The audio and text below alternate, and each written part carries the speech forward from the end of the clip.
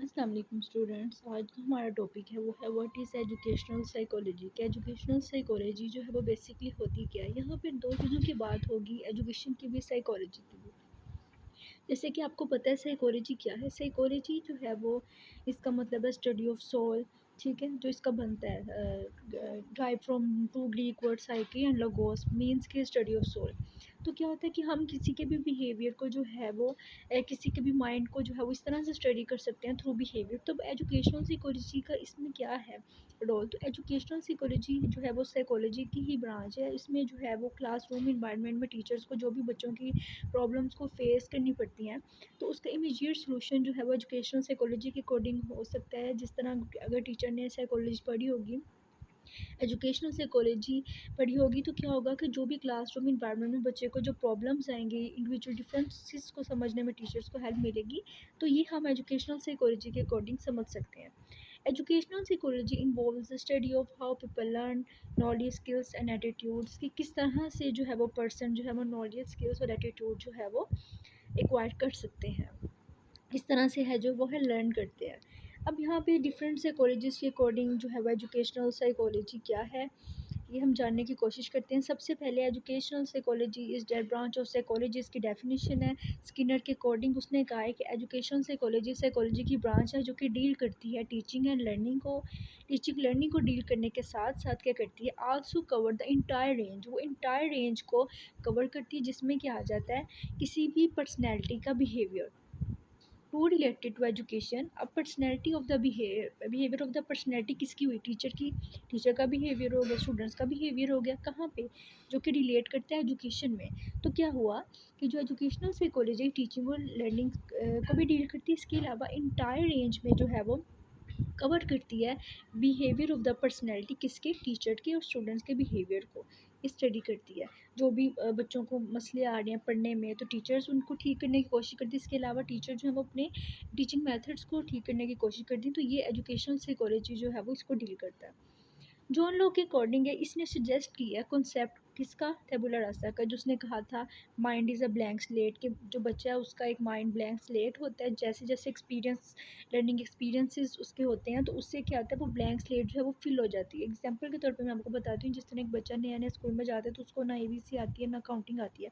कि जैसे जैसे वो पढ़ता है और सीखता है, तो क्या होता है कि उसकी जो एक माइंड होता है वो ब्लैंक होता है ना, लेकिन साथ साथ वो उसमें डेवलप करता है। जैसे 1 क्लास में बच्चे को इतना नॉलेज उसकी निस्बत नहीं होता है जितना 5 क्लास के बच्चे को होता है। ठीक है, अब यहीं से देख लें, तो वही बात उसने की है कि mind is essentially a blank slate at birth, that knowledge is then develop through experience and learning. जिस तरह जब बच्चा बर्थ पैदा होता है, तो उसका माइंड जो है वो बिल्कुल ब्लैंक होता है, लेकिन क्या होता है कि उसका वो नॉलेज से जो है वो डेवलपमेंट होती है उसके माइंड की एक्सपीरियंसेस से और लर्निंग से। विलियम जेम्स भी जो है वो, उसने भी जो है वो एक सीरीज़ ऑफ लेक्चर्स जो है वो टाइटल दिया था talks to teachers on psychology. क्योंकि टीचर से बेहतर जो है वो बच्चों को कोई नहीं जान सकता। टीचर जो है वो focus on how teachers could help students learn, कि टीचर्स किस तरह से जो है वो कैसे हेल्प कर सकते हैं स्टूडेंट्स को लर्निंग में। जॉन डेवी जो कि एक अमेरिकन साइकोलॉजिस्ट था, एक मॉडर्न साइकोलॉजिस्ट था, इसने क्या कहा था, इसने कहा था, इसने इंपॉर्टेंस दी थी प्रोग्रेसिव एजुकेशन को। प्रोग्रेसिव एजुकेशन ये थी कि उसने कहा था कि बच्चा learning to do by doing, के बच्चा कर के सीखे। पहले क्या मेथड होता था, लेक्चर मेथड होता था। बच्चे जो है वो लेक्चर के थ्रू पढ़ाया जाता था, किसी को समझ आई ना आई। लेकिन अब बच्चा जब खेल खेल में सीखता है ना, और यहाँ फिर बच्चा खुद करके सीखता है, तो वो ज़्यादा देर तक उसके माइंड में रहता है। And importance of learning through doing, learning by doing का कॉन्सेप्ट जॉन डेवी ने दिया था। उसके बाद जीन पियाजे जो स्विस साइकोलॉजिस्ट था, वो उसकी जो है वो थियरी थी कोग्निटिव डेवलपमेंट, जिसमें 4 स्टेजेस थी। सबसे पहले sensory motor stage, pre operational stage, pre operational concrete and formal, जिसमें उसने बताया था कोग्निटिव डेवलपमेंट जो है वो डिफरेंट स्टेजेस पे कैसे कैसे होती है। सेंसरी में बच्चा सेंसेस से सीखता है, प्री ऑपरेशन में जो है वो उससे ज़रा ज़्यादा सीख जाता है। इस तरह कंक्रीट और फॉर्मल में जो है वो उसका एक लॉजिकल वे में चीज़ें सीखता है। तो ये जीन पियाजे ने भी साइकोलॉजी में जो अपनी थेरीज दी थी उसका भी बहुत कंट्रीब्यूशन है इसमें। नेक्स्ट ये आ जाता है scope and function of educational psychology. Educational psychology जो है वो किन एरियाज़ को कवर करते हैं, उसका स्कोप क्या है? सबसे पहले लर्नर है, लर्निंग एक्सपीरियंस है, लर्निंग एनवायरनमेंट है, लर्निंग प्रोसेस है और टीचर है। ये 5 जो है वो इंपॉर्टेंट है, जिसमें जो है वो लर्नर में उसकी इनिशिएट एबिलिटीज़ कैपेबिलिटीज़ को कैपेबिलिटीज़ को देखा जाता है, उन इंडिविजुअल डिफरेंसेस को देखा जाता है, कॉन्शियसनेस के साथ साथ एंड कॉन्शियस बिहेवियर को भी जो है वो इसमें स्टडी किया जाता है। लर्निंग एक्सपीरियंसेस के आखिर वो कौन सी लर्निंग एक्सपीरियंस है जो कि बच्चों के लिए ज़रूरी है, डिज़ायरेबल है और किस स्टेज में और किस स्टेज में बच्चों की ग्रोथ एंड डेवलपमेंट होती है, किस स्टेज में कौन सी चीज़ें बच्चों को सिखाई जाएँ। तो लर्निंग एक्सपीरियंसेस जो है वो एजुकेशनल साइकोलॉजी के थ्रू हमें पता चलेंगे। जिस तरह से 1 क्लास के बच्चा जो है वो स्टूडेंट्स है, उनको हम लोग अलजेब्रा के क्वेश्चंस नहीं करवा सकते, क्योंकि वो उनके एज लेवल से जो है वो बहुत ज़्यादा टफ है। तो ये एजुकेशनल साइकोलॉजी में हेल्प करती है। फिर जो आ जाता है लर्निंग प्रोसेस, उसमें थेरीज़ होती हैं जिनसे टीचर्स को हेल्प मिलती है किस तरह से हमने बच्चों को पढ़ाना है। जिस तरह आप देखें आप एक पियाजे की थेरी है कोग्निटिव डेवलपमेंट की, इसके अलावा एरिक्सन की थेरी है साइको सोशल डेवलपमेंट। टीचर्स को ये थेरीज़ पढ़ने के साथ साथ ये लॉज और प्रिंसिपल पढ़ने के साथ उसको पता चलता है कि किस एज पे बच्चे किस स्टेज पे जो है वो उसके माइंड की कितनी डेवलपमेंट हुई है, इसमें बच्चे को जो है वो क्या चीज़ें इंपॉर्टेंट है उसके लिए। फिर लर्निंग सिचुएशन हो गई, एक क्लासरूम का क्लाइमेट कैसा होना चाहिए, इसके अलावा कौन सी टेक्निक्स या फिर एड्स यूज़ करनी चाहिए टीचर्स को अपनी लर्निंग में, इवैल्यूएशन में, और गाइडेंस एंड काउंसलिंग सब कुछ इसमें आ जाता है। फिर टीचर की पर्सनैलिटी मैटर करती है, कंसिडरेशन अप्रोचेस टेक्निक्स मैटर करती है जो भी उसने यूज़ करनी है क्लासरूम में बच्चों को पढ़ाने के लिए। उसके बाद जी इसकी नेचर आ जाती है, नेचर ऑफ टीचिंग लर्निंग, कि टीचिंग लर्निंग की इसमें भी बहुत जो है वो साइकोलॉजी का कंट्रीब्यूशन है कि टीचर को पता हो कि किन थेरीज जो पढ़ने के बाद टीचर्स को पता चलता है कि मतलब कि किस बच्चे को पढ़ाने के लिए मैंने कौन सा मेथड यूज़ करना है, बिकॉज बच्चों में इंडिविजुअल डिफरेंसेस होते हैं, कोई जल्दी समझ आता है, कोई लेट समझता है। तो एजुकेशनल साइकोलॉजी इसको भी देखती है। ह्यूमन ग्रोथ एंड डेवलपमेंट, अब ह्यूमन ग्रोथ एंड इस एरिया को भी कवर करता है एजुकेशनल साइकोलॉजी, जिसमें जो है वो दिस एरिया कवर द जिन्होंने specific principles of development, heredity, environment, maturation and training and also individual differences को देखता है, meaning, nature, types, measurement, implication in education. तो इन सब चीज़ों को जो है वो एजुकेशनल साइकोलॉजी जो है वो देखता है, और इसकी जो भी इम्प्लीकेशन है एजुकेशन में उसको भी। अब लर्निंग इस एरिया को भी देखा जाता है, जिसमें the area must include the nature of learning के नेचर ऑफ लर्निंग क्या होनी चाहिए, बच्चों को किस तरह से पढ़ाना चाहिए। इसमें जो इंपॉर्टेंट पॉइंट्स है वो ये laws of learning, principles of learning, factor जो कि इन्फ्लुएंस करते हैं लर्निंग को, curve and transfer of learning, ये सब चीज़ें उसमें आ जाती हैं। स्टडी ऑफ पर्सनैलिटी, इसमें जो है वो पर्सनैलिटी को जो है वो स्टडी किया जाता है मुख्तलिफ प्रोजेक्टिव टेक्निक से, या फिर जो आइडेंटिफिकेशन से। इससे भी पता चलता है कि किसी का लाइफस्टाइल, और इससे फिर हमें पता चलता है, गाइडेंस मिलती है किस तरह से हमने बच्चों को जो है वो पढ़ाना है। इसमें स्टडी ऑफ पर्सनैलिटी भी होती है एजुकेशनल साइकोलॉजी में। फिर आ जाते हैं स्टडी मेथड जो एजुकेशनल साइकोलॉजी के, उसमें हमारे पास observation method, interview method, case study method, experimental method.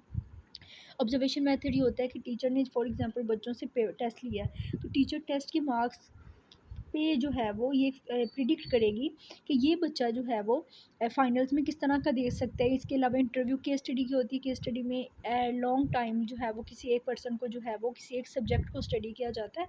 और एक्सपेरिमेंटल मेथड, ये सब मेथड जो होते हैं वो टीचर्स को और लर्नर को जो है वो इस मेथड्स के थ्रू जो है वो we can realise that a learner can improve if teacher motivate him this methods. इस स्टडी के से क्या होता है कि हमें भी हेल्प मिलेगी कि किस तरह टीचर्स बच्चों को मोटिवेट करके अपने मेथड्स को भी बेहतर कर सकते, बच्चों को मोटिवेट करके उनका टीचिंग उनका जो है लर्निंग को बेहतर बना सकती है।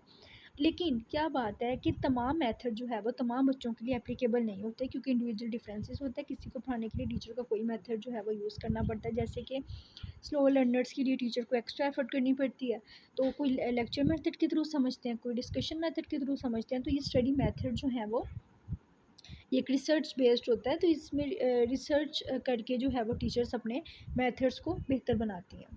करिकुलम फॉर्मेशन, अब करिकुलम फॉर्मेशन जब हम करिकुलम डेवलप करते हैं तो इसमें क्या होता है कि ये चीज़ें देखी जाती हैं कि बच्चों की नीड्स क्या हैं, सोसाइटी की नीड्स क्या हैं, डेवलपमेंटल करेक्टरिस्टिक्स क्या हैं, जैसे कि 1 क्लास का बच्चा या 2 क्लास का बच्चा, उनके सब्जेक्ट में कौन कौन सी चीज़ें शामिल होनी चाहिए जो उनके मेंटल लेवल के अकॉर्डिंग, उनकी एज के अकॉर्डिंग हो। तो इन सब चीज़ों को जो है वो मद्देनज़र रखते हुए जो भी है करिकुलम की फॉर्मेशन जो है वो की जाती है। Measurement and evaluation, if we examine the activities and curriculum of a training college, we find that teacher training program aims to develop positive attitude towards teaching profession to provide the prospective teacher with the necessary competency to meet the classroom challenges। जब हम training college training करते हैं तो इससे हमें पता चलता है डिफरेंट प्रोग्राम्स के थ्रू कि किस तरह से जो है वो टीचर्स को न्यू जो है वो मेथड्स बताए जाएँ, किस तरह से टीचर को कॉन्फिडेंट होना चाहिए क्लासरूम में, बच्चों को किस तरह से उन्हें पढ़ाना चाहिए, और इनसे बच्चों टीचर्स ट्रेनिंग्स जो भी ट्रेनिंग्स होती हैं उन्हें कॉन्फिडेंस मिलता है ट्रेनिंग के थ्रू कि किस तरह से जो भी क्लासरूम में अनएक्सपेक्टेड प्रॉब्लम्स आ जाएंगी तो उन्हें किस तरह से डील आउट करना है।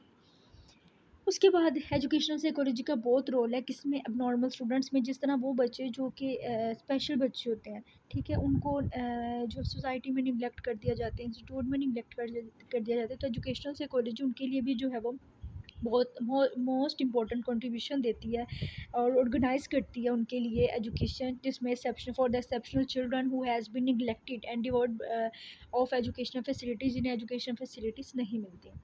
स्टडी ऑफ, जिसमें जिसका स्पेशल एजुकेशन हो गए। अब स्टडी ऑफ इंडिविजुअल डिफरेंसेस, अब एजुकेशनल साइकोलॉजी हेल्प करता है बच्चों के इंटरेस्ट को, उनके इंटेलिजेंस को, उनकी कैपेबिलिटीज़ को मेजर करने में कि how can we improve their personality, किस तरह से हम बच्चों की पर्सनैलिटी को इम्प्रूव कर सकते हैं, और how can we learn and improve their intelligence. जिस तरह टीचर को पता चले कुछ ने किसी बच्चे ने जल्दी सीखा, किसी ने लेट सीखा, तो टीचर अपने मेथड को उनके अकॉर्डिंग करेगी और उस बच्चे को जो इस तरह से समझाने की कोशिश करेगी। लास्ट पे आ जाता है चीज़ रिसर्च, ये भी इसका स्कोप है कि एजुकेशनल साइकोलॉजी में जो है वो रिसर्च की जाती है, इससे लोगों बच्चों के बिहेवियर को, उनकी परफॉर्मेंस को जो है वो देखा जाता है और उसके बाद प्रिडिक्ट किया जाता है कि ये बच्चा किस हद तक जो है वो इसने गोल्स का, ये एम्स को जो है वो अचीव किया और किस हद तक इसको करने की ज़रूरत है, किस हद तक, अब जो भी रिजल्ट्स हैं उस पर डिपेंड करता है ना कि बच्चे किस हद तक चीज़ें सही सीख रहे हैं और किस हद तक नहीं सीख रहे।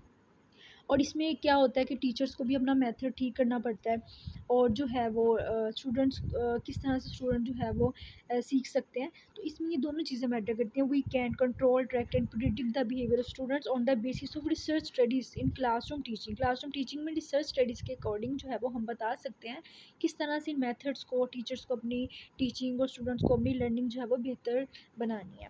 तो ये सब आ जाते हैं इसके एजुकेशनल साइकोलॉजी के बारे में, इसके स्कोप और इसका जो है जो भी फंक्शन है एजुकेशनल साइकोलॉजी का वो सब इसमें आ जाता है। सबसे पहले एजुकेशनल साइकोलॉजी की डेफिनेशन बताई है, फिर उसके डिफरेंट साइकोलॉजिस्ट ने जो उनके बारे में बताई हुई हैं डेफिनेशंस, और तो ये सब जो है इसमें आता है। अगर आपको कुछ नहीं समझ आई तो आप कमेंट बॉक्स में जो है वो मुझसे पूछ सकते हैं, मैं आपको इसका आंसर कर दूँगी। इसके अलावा अगर आपको पीडीएफ चाहिए तो वो भी आप कमेंट में बता सकते हैं, मैं आपको इसकी पीडीएफ फाइल जो है वो सेंड कर दूँगी। Thank you.